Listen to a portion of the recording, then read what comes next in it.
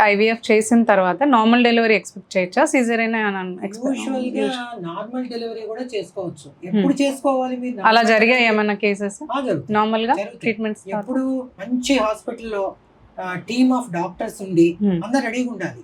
ఎందుకంటే IVF pregnancy కదా, pregnancy అంటే కొంచెం టైం అంటే అదే అనుకుంటారు కదా ఐవీఎఫ్ ఇవన్నీ చేశారు అని అంటే. మనకి నియోనటాలజిస్ట్ రెడీగా ఉండాలి, గైనకాలజిస్ట్ రెడీగా ఉండాలి, అనస్థెటిస్ట్ రెడీగా ఉండాలి. సపోజ్ ఇన్ కేసు మనం డెలివరీకి ప్లాన్ చేసాము, డెలివరీ స్మూత్ గా అయినంత వరకు పర్వాలేదు. ఎక్కడన్నా కొంచెం వచ్చింది అంటే 1 minute కూడా మనం వేస్ట్ చేయకూడదు. ఇమ్మీడియట్ గా మనకి పక్కనే థియేటర్స్ ఉంటాయి, సి సెక్షన్ కి ప్లాన్ చేసేసుకుని కూర్చోవాలి, అనెస్థెటిస్ట్ రెడీగా ఉండాలి, నియోనటాలజిస్ట్ రెడీగా ఉండాలి. అప్పుడు మనం నార్మల్ డెలివరీకి ట్రై చేయొచ్చు. అలా జరిగాయి ఏమైనా నార్మల్? జరుగుతాయి కానీ మోస్ట్ ఆఫ్ ద పేషెంట్స్ ఒప్పుకోరు. అచ్చా, okay. They don't want to take risk తీసుకోవడం. ఎందుకు తీసుకుంటారు వాళ్ళు? ఎప్పుడెప్పుడు మా బేబీని మేము చూసుకోవాలా అని అనుకుంటారు. అలా అనుకున్న వాళ్ళు నార్మల్ చేయండి అని అడిగే వాళ్ళు అసలు ఒక్కళ్ళు కూడా ఉండరు.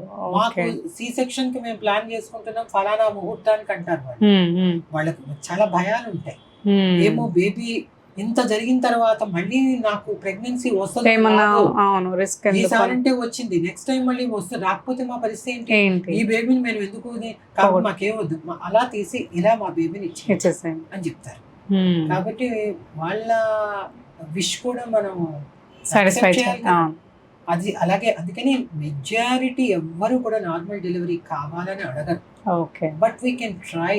ఈ లైన్ ఆఫ్ హాస్పిటల్ ఉండాలి, good gynaecologist team of doctors, anaesthetist, theatre, NIC అందరూ ఉన్నప్పుడు మనకు అయినట్టయితే ఎస్ మనం ఎలా ట్రై చేయొచ్చు, చక్కగా ట్రై చేయొచ్చు. కానీ ఎవరు యాక్సెప్ట్ అయితే చేయరు.